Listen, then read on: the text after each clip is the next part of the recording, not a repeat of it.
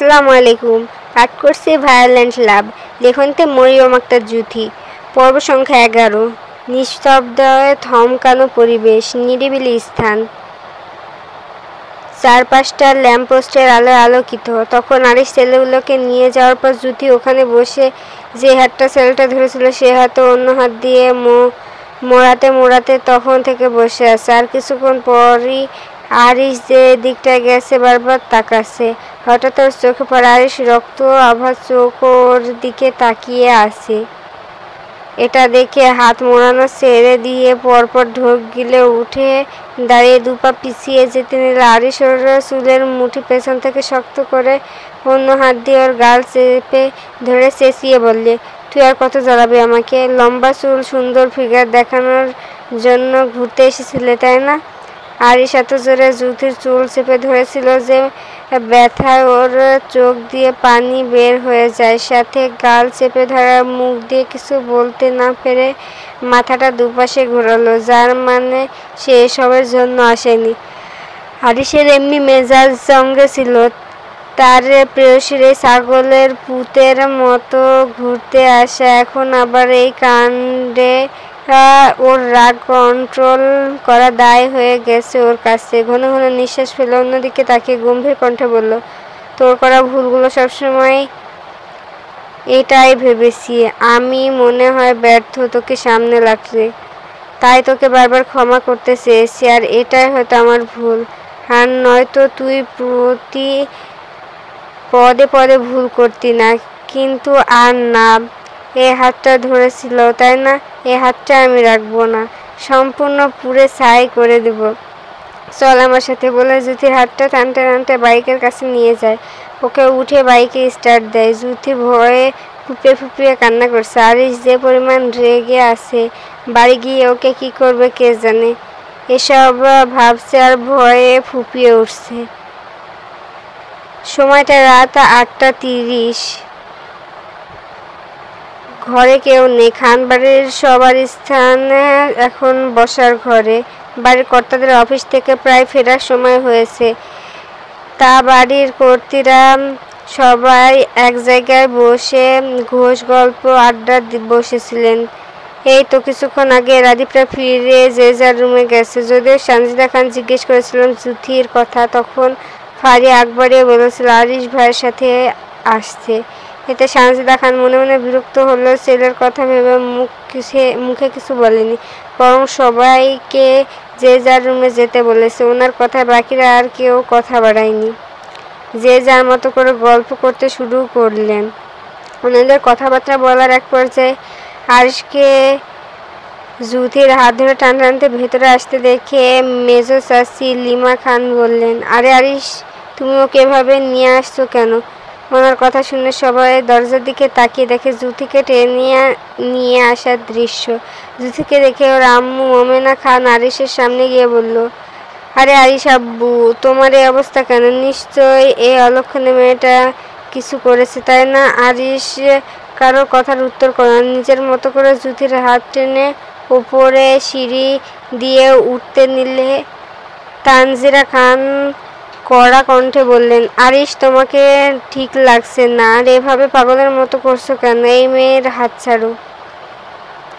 আরিশ তার মায়ের কথায় ওখানে দাঁড়ায়। পেছনে ঘুরে না তাকিয়ে মায়ের কথার সম্মান রাখার জন্য নম্র কণ্ঠে বলে, দেখো আম্মু, এমনিতে অনেকবার নিজের কন্ট্রোল করার চেষ্টা করেছি, কিন্তু আমি ব্যর্থ আম্মু। এখন আমাকে আর রাগিও না, আমাকে আমার মতো থাকতে দাও। আর নয়তো এবার আমি একা নয়, এই বাড়ি প্যারাকে আমি সবার সাথে নিয়ে যাব। বলে আগের মতো জুথির হাত টানতে টানতে ওর রুমের দিকে নিয়ে গেছে। সানজিদা খান আর কথা বলেন না। ওনার এই ঝামেলাগুলো মোটেও সহ্য হচ্ছে না। ওনার ছেলেটা দিন দিন কেমন বেপরোয়া উন্মাদ হয়ে গেছে। কারো কথা এখন আর তেমন শুনতে চায় না, নিজের মতো মন মতো চলে।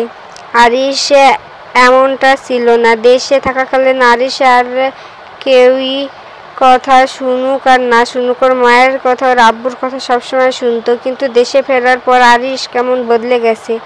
সে চেনা আরিশ আর এই আরিশের অনেক পার্থক্য। ছেলেটা কিছু বলতে পারছে না, আর না না আবার যদিও ওনার ছেলে ছেড়ে চলে যায়। এসব চিন্তা করে উনি সোফায় ওপর বসে দীর্ঘ নিঃশ্বাস ছাড়লেন। হারিস জুথিকে ওর রুমে এনে ঠাস করে দরজা ভেতর থেকে বন্ধ করে দেয়। জুথিকে বিছানার উপর ধাক্কা মেরে ফেলে দিয়ে খাটের পাশে ছোট টেবিলের ড্রয়ার থেকে মাঝারি লোহার মতো লম্বা কিছু একটা বের করে মেজ জ্বালে আগুনে ওপর ধরে। এটা দেখে জুথি আরও জোরে কান্না করে বলল, প্লিজ আমার সাথে এমনটা করবেন না, আমার হাত পুড়াবেন না প্লিজ, তাহলে আমি পরীক্ষা দিতে পারবো না। পরীক্ষার কথা আগে মনে ছিল না? ওদিকে না তাকিয়ে লোহাটা গরম করতে করতে আরিস জুথির কোনো কথা শুনছে না দেখে জুথি ভয়ে ভয়ে বিছানার এক কোণে গুটিসুটি দিয়ে বিছানার চাদর খামচে ধরে ফুপিয়ে ফুপিয়ে ভয় ভয় চোখে আরিসের দিকে তাকিয়ে কান্না করছে। আরিসের লোহাটা গরম করা হয়ে গেলে আগুন থেকে সরিয়ে দেখে সেটা দিয়ে সাদা ধোঁয়া বের হচ্ছে। এটা দেখে আরিস বাঁকা হেসে জুথির দিকে তাকিয়ে ঠান্ডা কণ্ঠে বলল, এদিকে আয়। আরিসের বলা দুটো কথার জন্য জুথির বিছানা খামচে ধরা হাত দুটো কেঁপে ওঠে। তাই একদম খাটের কোণে আরও গুটিয়ে সুটি দিয়ে নিচের দিকে তাকিয়ে ফুপাচ্ছে। আরিস জুথির নড়চড় না দেখে গম্ভীর কণ্ঠে বলল, কি হলো, কাছে আসতে বললাম না? জুথি কোনো উপায় না পেয়ে আসতে বিছানা থেকে নেমে গুটি গুটি পায়ে আরিসের সামনে দাঁড়িয়ে নিচের দিকে তাকিয়ে ভয়ে ফুপিয়ে কান্না করছে। জুথিকে কাছে আসতে দেখে আবার গম্ভীর কণ্ঠে বলল, তোর হাতটা দে, লোহাটা ঠান্ডা হয়ে যাচ্ছে তো। জুথি আরিসের ভয়ে আরিসের বলার সাথে সাথে ওর ডান হাতটা আস্তে করে ওর সামনে ধরে। জুথি হাত বাড়াতে আরিস জুথির হাতটা মুঠোর মধ্যে নিয়ে বলল, এত নরম কোমল, হাতটা ধরার জন্য পারফেক্ট। মানে? এবার নিচের দিকে থেকে আরিসের দিকে তাকায়। মানে এটা তোর হাত পুরাবো না?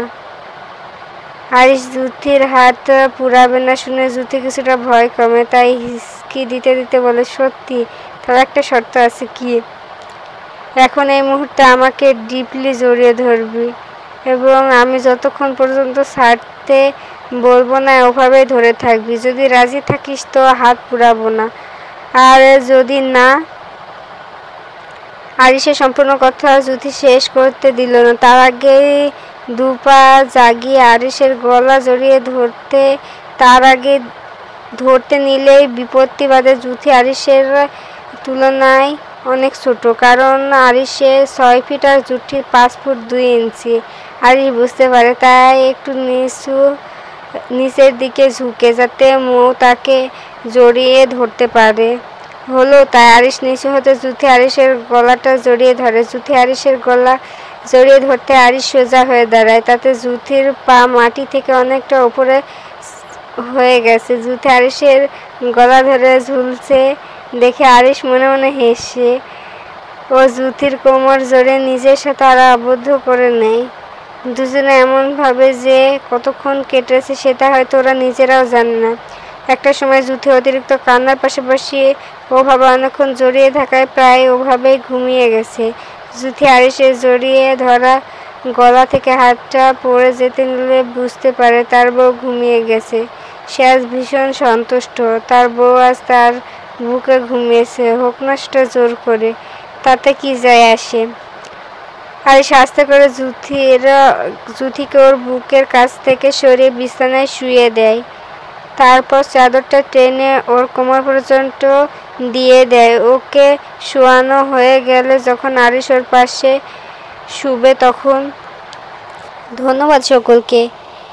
এই পার্টটা কেমন লাগলো কমেন্ট করে জানাবেন, আর ভালো লাগলে পাশে থাকবেন। ধন্যবাদ।